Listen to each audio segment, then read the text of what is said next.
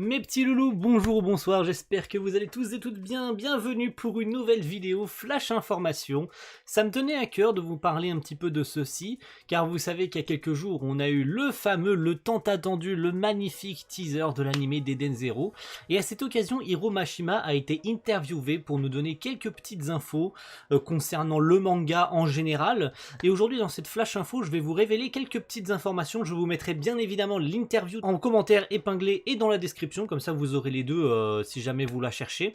Ça a été traduit par VQ-chan sur Twitter, donc un gros big up à VQ-chan qui a traduit toute l'interview pour nous, et je vais vous révéler quelques petites informations. Alors si vous voulez mettre la vidéo en pause et aller checker l'interview avant, c'est de votre droit, mais je vous invite bien sûr à regarder la vidéo jusqu'au bout pour voir ce qu'il y a comme information. Alors il n'y en a pas énormément sur l'anime, il faut savoir que l'interview est pas super longue, mais il y a des trucs à retenir qui sont importants, des trucs même très intéressants pour la suite et pour l'adaptation animée qui va arriver le 10 avril, hein, je vous le rappelle bien sûr.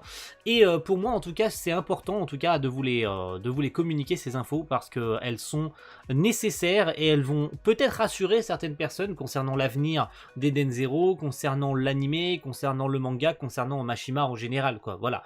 Et vous en apprendrez peut-être même plus sur Hiro Mashima lui-même car il parle de lui dans cette interview.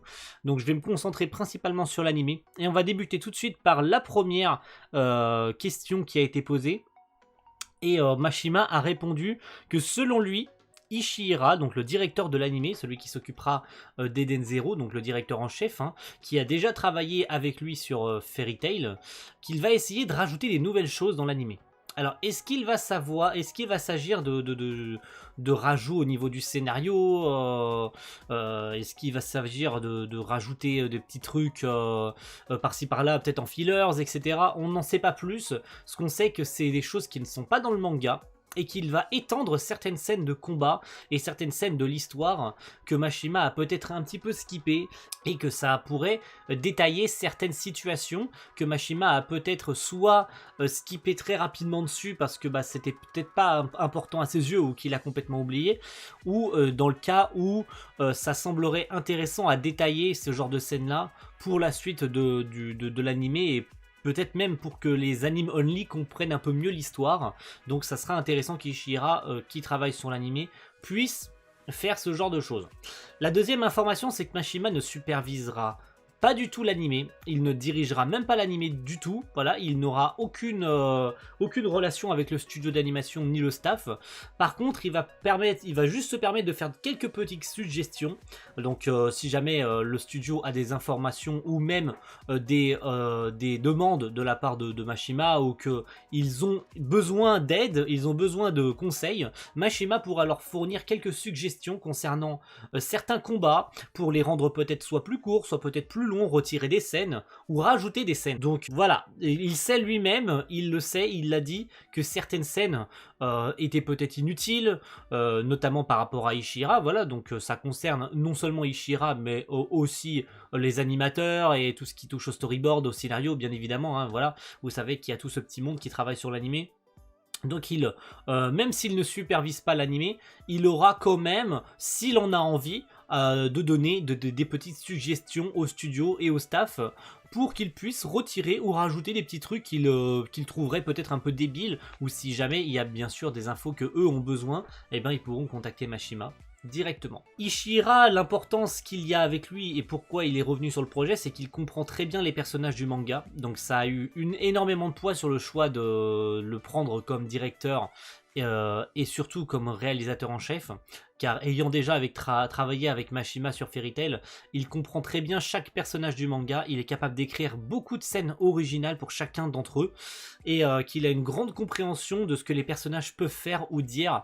Donc c'est très important de l'avoir sur le projet, et Mashima est très content de l'avoir sur l'anime, car le fait qu'il ait déjà travaillé ensemble sur Fairy Tail à l'époque depuis 2009, ça a eu un gros poids, donc ne serait-ce qu'il va rajouter des nouvelles choses originales par rapport au manga et par rapport aux personnages, donc étendre les backgrounds, ça va permettre non seulement aux anime only de mieux comprendre l'histoire, mais en plus d'avoir des choses originales que nous, en tant que lecteurs du manga, on n'a pas eu dans le manga original, sur le papier original. donc ça va être très important et c'est très très cool que Ishira puisse revenir sur le projet. Donc si ça rassure plus ou moins les gens, bah tant mieux, j'ai envie de dire. C'est tout ce qu'on a sur l'animé pour le moment, c'est ce que Mashima nous a dit. Par contre, je vais pouvoir vous révéler quelques petites choses concernant le manga, ça peut être intéressant à retenir. Mashima a avoué qu'il détestait dessiner des machines. Ouais, ça peut paraître complètement stupide, mais Mashima déteste dessiner les machines. Il n'a pas du tout de reconnaissance et de connaissance à ce sujet. Donc en se lançant dans Eden Zero, il s'est lancé complètement à l'aveugle. On lui a demandé pourquoi il avait décidé de créer un manga du coup dans ce genre-là avec des machines. Pourquoi est-ce qu'il a décidé de se lancer dans un manga comme Eden Zero qui parle de machines? Il a répondu qu'il existait très peu de shonen qui traitaient ce thème-là et qu'il avait envie de se lancer dans cette espèce de thème de space fantasy. Et du coup, de ce fait, il voulait un petit peu se démarquer des autres genres parce qu'il y en a du coup très peu de ce genre de space fantasy. Et puis voilà, c'est tout ce que je pouvais vous dire aujourd'hui concernant ce flash information. Donc encore une fois, il y aura tout dans la description et dans un commentaire épinglé si vous voulez aller checker. Et quant à moi, je vais vous retrouver très vite. Si j'ai des nouvelles informations, vous savez que je suis là, les flash infos ils sont là.